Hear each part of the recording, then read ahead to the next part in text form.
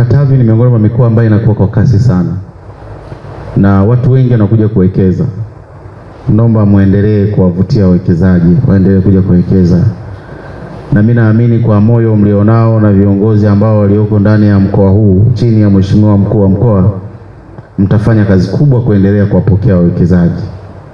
Na serikali ya Chama cha Mapinduzi inaongozwa na Dr. Samia, niwaambieni tu kwamba iko aggressive sana kwenye swala la maendeleo, hasa kwenye dira 25-50.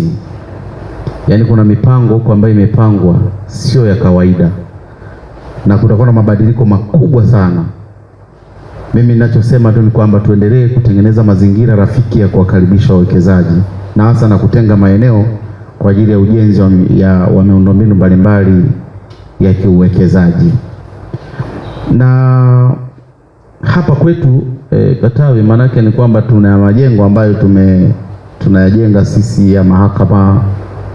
Tumejenga majengo ya mahakama, kuna mradi hapa zaidi ya bilioni 2 unaendelea, na huko asilimia karibu zaidi ya 90. Dhamira yetu ni kwamba ni kutengeneza mazingira bora zaidi ya utoaji wa huduma za kisheria katika mazingira rafiki. Kwa hiyo tutaendelea kuimarisha hayo majengo, hasa kwenye kujenga mahakama zile primary courts ambazo na maelekezo ya Mheshimiwa Rais sasa ametuelekeza sasa twende tukajenge mahakama za kata. Na dhamira ya mahakama ya kata, kwa sababu pia tunatamani pia huko mbele mabaraza haya yaweze kusaidiwa sasa ili kuweza kufanya kazi pia na mahakama. Kwa hiyo yako mambo ya msingi ambayo yapo, na niwasihi tu kwamba tutaendelea kujenga mahakama za mwanzo, tutaendelea kujenga mahakama za wilaya, lakini pia na kuhakikisha kwamba suala la mazingira rafiki kwenye maeneo ya utoaji wa haki, mazingira yanakuwa mazingira rafiki.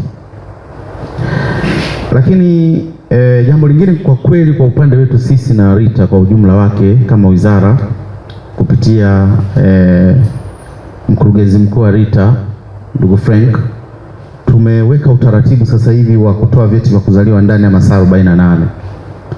Kwa hiyo ukimaliza tu kufanya registration zako tayari unapata utaratibu wa kuprint cheti na kupata cheti chako. Na hii tumefanikiwa sana. Toka tumezindua programu hii mwezi wa 12 mwaka jana, mwaka 2025 mwezi Disemba kama sikosei, mpaka hivi sasa walikuwa wamejiandikisha, yani wamefanya registration zaidi ya watu 100,000. 110,000 na kuendelea, na tumetoa vyeti zaidi ya watu 98,000, na mpaka hivi sasa ninapozungumza zaidi ya watu 100,000. Ndani ya muda mfupi tumetoa vyeti vya kuzaliwa. Sisi tutaendelea kuja Katavi, na hivi sasa tuna mikoa hii 6: Kigoma, Tabora, Mbeya, Songwe, Katavi na Rukwa. Huu mkutano unatakiwa ukafanyike mikoa wa kule upande wa kule wa Ruvuma. Nikasema hapana, ngoja twende Katavi kwa sababu tumalize kanda hii alafu then ndo tuhamie kanda nyingine. Katavi oye! Maafisa wetu wa ardhi wafanye tathmini ya kina. Kwa nini kesi ni nyingi sana? Kwa maana sasa kwa sababu huku kama kesi zikizidi huku kwenye masuala ya ardhi zinakwenda kwa wakili mkuu, hasa kesi zinazohusu serikali. Kwa hiyo kuna kazi hapa ya kufanya kati ya watumishi wa umma, kutoa matamko ambayo yatapelekea tukashtakiwa au tukashtaki. Kwa hiyo huko mtu mwingine anaweza kafika sehemu anasema kuanzia leo ardhi hii ni ya kwenu, nendeni mkalime. Matokeo yake yule mtu atakwenda kutushtaki sisi serikali. Mwisho wa siku kesi za ardhi zinazidi kuwa nyingi. Kwa hiyo niwaombe viongozi wenzangu, tusitoe matamko ambayo yatapelekea tukashtaki au tukashtakiwa, bali tufuate sheria za nchi. Nimefurahi sana kusikia utangulizi wa shughuli ambayo umekuja kuifanya ya vikao hivyo vya leo tarehe 11 na tarehe 12, kwa sababu kuna vipengele ambavyo kwa kweli vilikuwa havieleweki vizuri. Masuala yanayohusu mirathi, masuala yanayohusu utunzaji wa mali kwa wale wadhamini, masuala yanayohusu kusimamia masuala ya vizazi na vifo, lakini na masuala mengine ambayo ametangulia kutueleza kabidhi wasii hapa.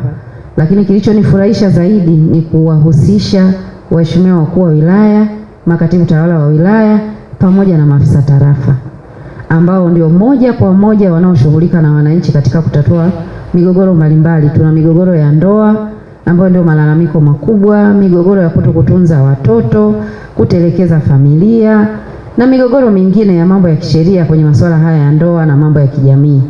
Kwa hiyo nimefurahi na nimefarijika sana kwamba maafisa tarafa katika mikoa hii 6 ukiwemo mkoa wa Katavi, makatibu tawala wa wilaya pamoja na waheshimiwa wakuu wa wilaya watapata uelewa mpana kuhusiana na mambo hayo, na imani yetu ni kwamba baada ya kupata mafunzo hayo wataweza kuyatumia vizuri kutatua kero na migogoro inayohusiana na masuala hayo ya ndoa na masuala ya kisheria, mirathi na kadhalika.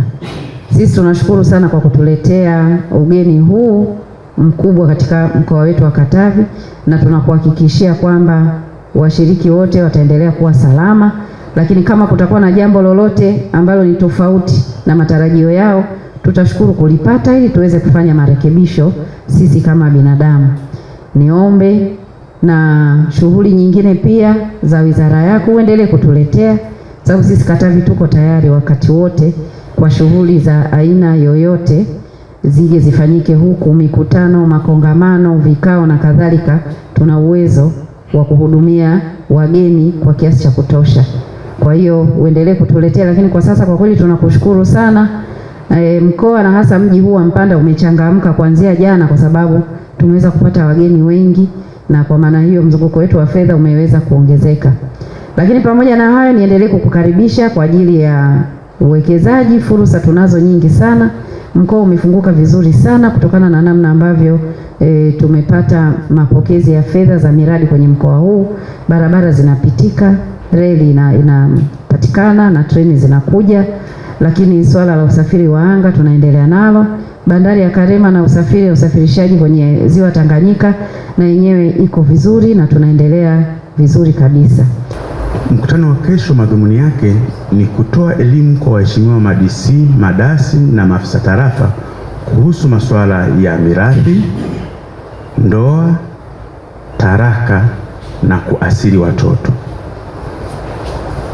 Kwa nini tumeamua kuwapa elimu hawa viongozi? Kwa sababu hawa viongozi ndio wanaokutana na wananchi mara kwa mara, ndio wanaokutana na zile changamoto ambazo za ndoa, taraka, mirathi na kuasili watoto.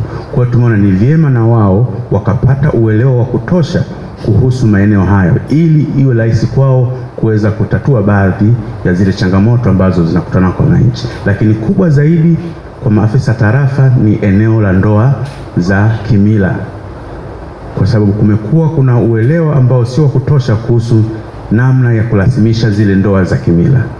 Ndoa za kimila, utaratibu wake wa kurasimisha, anatakiwa afisa tarafa aitambue ile ndoa.